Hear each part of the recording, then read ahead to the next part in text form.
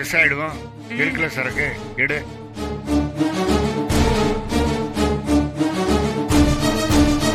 எடு சீக்கிரம் கொடு. கண்ணில் போட்டுக்க. அழு, எனக்கு கொஞ்சம் போடு.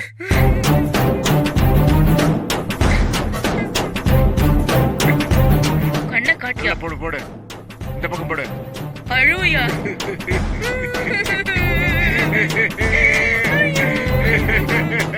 போயா? டாக்டர், அந்த அட்ரஸ்ல இருந்து இப்பதான் ஃபோன் பண்ணாங்க. அவங்க கொடுத்திருந்த அட்ரஸ் பொய்யான அட்ரஸ்னு சொல்றாங்க.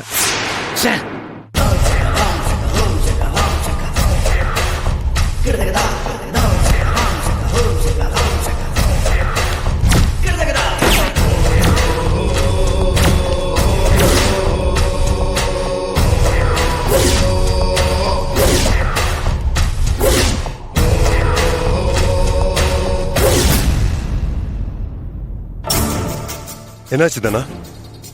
நீங்க சொன்ன மாதிரி ஆபீஸை விட்டு வெளியே வந்ததுல இருந்து அந்த பொண்ணை நான் ஃபாலோ பண்ணேன். நடுவுல யாரையுமே சந்திக்கல, யார் கூடவும் போன்லயும் பேசல.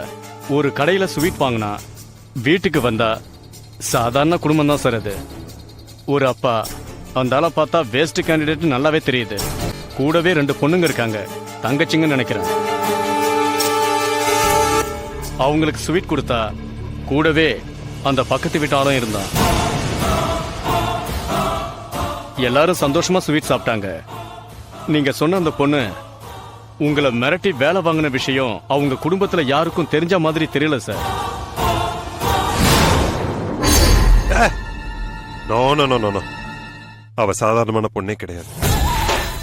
அவ பின்னாடி வேற யாரோ இருக்காங்கய்யா. அது யாருன்னு கண்டுபிடிக்கணும். ஏன்னா அவ மிரட்டல்ல ஒரு பெர்ஃபெக்ஷன் இருந்தது, ஒரு பவர் இருந்தது. அவ துப்பாக்கி எடுத்தப்போ அதுல ஒரு நேர்த்தி இருந்ததுயா. அவ ஒரு சாதாரண ஃபேமிலி பொண்ணுன்னு நீ சொல்றத என்னால ஏத்துக்க முடியலையா. இப்ப களி முத்தி போச்சு.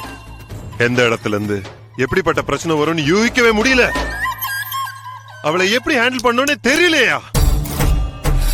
என்ன சார் இதுக்கு போய் இவ்வளவு சீரியஸா யோசனை பண்றீங்க? நீங்க ஒரு வார்த்தை சொல்லுங்க, நம்ம பசங்க 4 பேரை அனுப்பி அவ கழுத்துல கோடு போட்டு கையில இருக்கிற மொபைல புடிங்கிடுவோம். ஒரிஜினல் எப்படி கிடைக்கும்? அவ செத்துட்டான்னா ஒரிஜினலை வச்சிருக்கிறவன் நேரா நம்மள தேடி வருவான். அவங்கிட்டையும் பேரம் பேசிட்டு அவனையும் ஒரு போடு போட்டுருவோம். ஏய், நீ வேற. ஒருத்தங்கிட்ட தப்பிக்கிறதுக்காக ஒருத்த மாத்தி ஒருத்தனை நம்ம போட்டுக்கிட்டே போனா நம்ம வேலை நடக்காது. அதனால இந்த விஷயத்தை மெதுவா ஆற விட்டு அவ யார சந்திக்கிறான்னு வாட்ச் பண்ணி அவனை தூக்கி பார்க்கணும். அது வரைக்கும் அவ குடும்பத்துல இருக்கிற எல்லார் மேலயும் ஒரு கண்ணை வச்சுக்கோ. ஓகே ஓகே வரட்டா?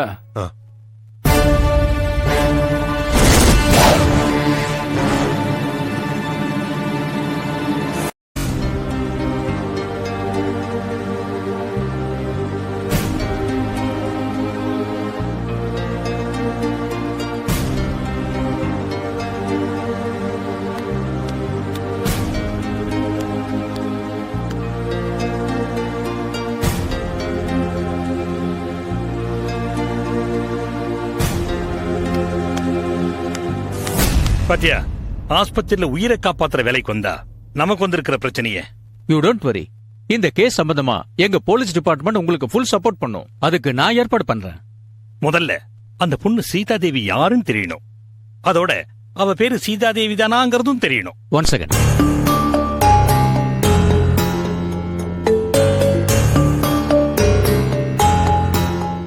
ஹலோ, நான் ரகுத்தமன் பேசுறேன். மிஸ்டர் வர்கீஸ்க்கு லைன் கொடுங்க. Okay sir. ஹலோ சார், நான் வர்கீஸ் பேசுறேன். மிஸ்டர் வர்கீஸ், நான் உங்களை உடனே மீட் பண்ணணும். ஓகே சார், கண்டிப்பா மீட் பண்ணலாம். Doctor, thank you. சீதா என்ற பேஷண்ட்டுக்கு நினைவு திரும்பிடுச்சு. Okay sir. Is it?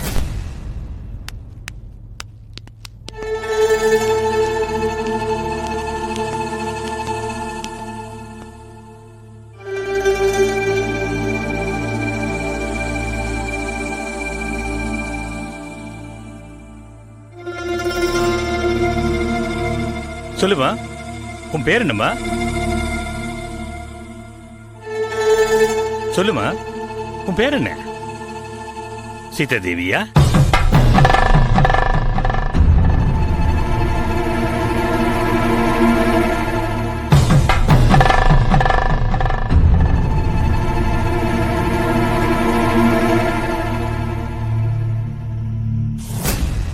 அரடே, மறுபடியும் கோமாக்கு போயிட்டாளே.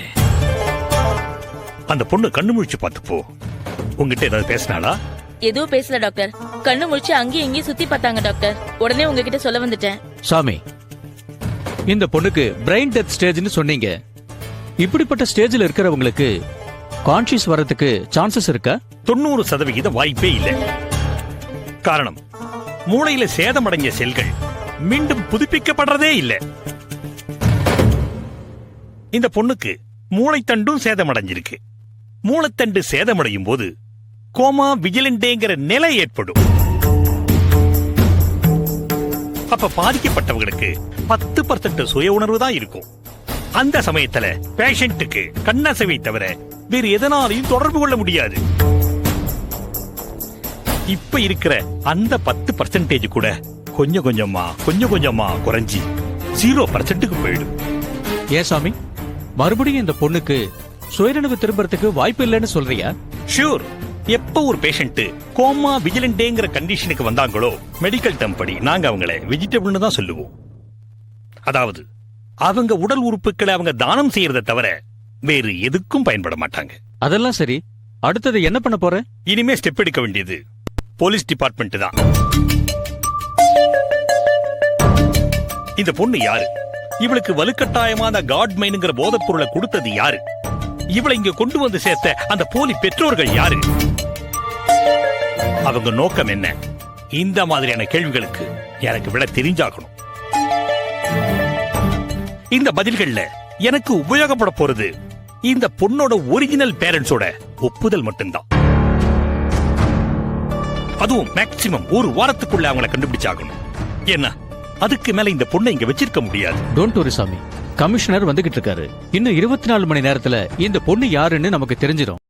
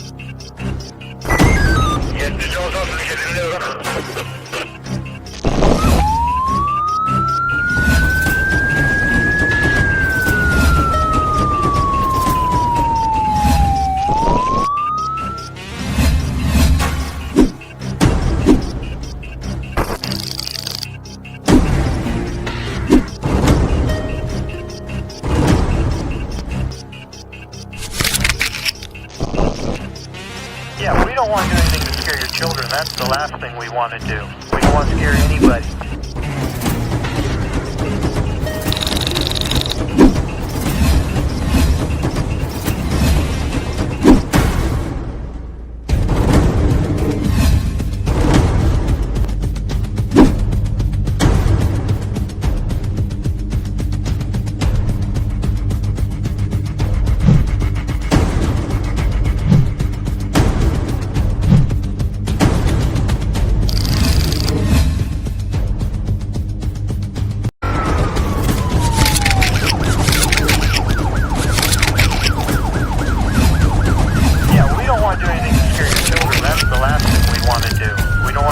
If you enjoyed this video, kindly like, share, comment, and for further our interesting videos, subscribe our channel below.